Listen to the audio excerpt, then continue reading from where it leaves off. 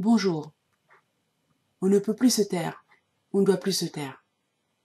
La toile bruisse des rumeurs de mort subite, violentes, inexpliquées, de savants noirs qui ont trouvé des remèdes pour les maladies du siècle. Et ça fait longtemps que ça dure, et ça continue. Nanan Kofi Drobo II était tradit praticien et avait trouvé des remèdes à base de plantes pour le traitement du VIH-Sida. Il est mort pendant sa garde à vue le 25 août 1992. Le docteur Sebi, qui est également tradit praticien et qui avait trouvé des remèdes à base de plantes pour traiter aussi le VIH-Sida, meurt pendant sa garde à vue le 8 septembre 2016.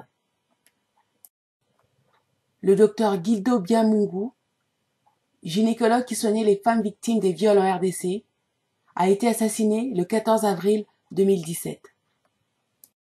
Le professeur Adama Ly, cancérologue sénégalais, est retrouvé mort le 30 juillet 2018 dans son appartement parisien, 4 mois après avoir donné ses derniers signes de vie. Le docteur Dieudonné Manenga du Congo RDC, qui a mis au point un remède contre le paludisme à base de l'artémisia, est assassiné le 16 septembre 2019. Le professeur Donatien Mavungu du Gabon, inventeur d'une solution contre le sida et le cancer, est retrouvé mort dans une chambre d'hôtel le 4 février 2020. Ces disparitions tragiques laissent bien sûr leur famille endeuillée, et je ne connais pas de mots assez doux pour apaiser leur chagrin. Mais c'est toute notre communauté, toute notre humanité qui est endeuillée. Combien d'années, de générations faudra-t-il encore attendre pour que de tels êtres naissent de nouveau parmi nous?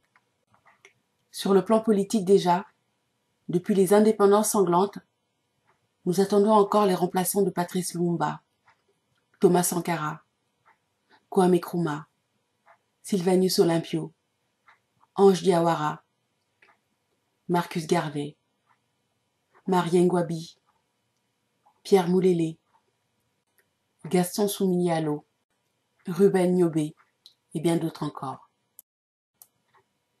Même s'il est humain et légitime de vouloir la reconnaissance de vos pairs, la juste rétribution pour vos longues années de recherche, vous, hommes noirs, aux têtes bien faites et bien pleines, renoncez à déposer des brevets auprès des organismes européens ou internationaux.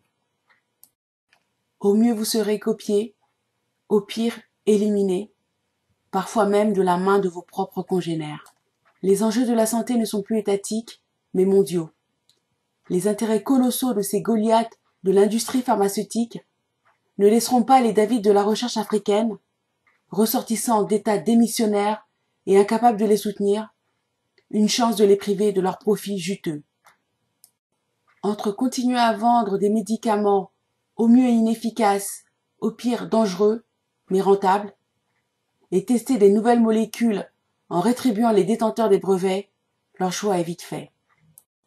Alors, de grâce, vous qui avez découvert une thérapeutique efficace, gardez le silence pour rester en vie très longtemps encore. Pour vous, pour vos proches, pour nous.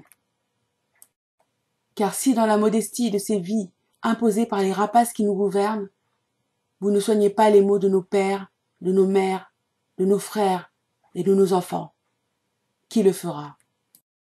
Si ces thématiques identitaires centrées sur la communauté noire vous intéressent, abonnez-vous à ma chaîne, partagez mes vidéos, mettez des pouces pour en augmenter la visibilité et appuyez sur la cloche de notification pour être informé de la publication de mes nouvelles vidéos. Merci.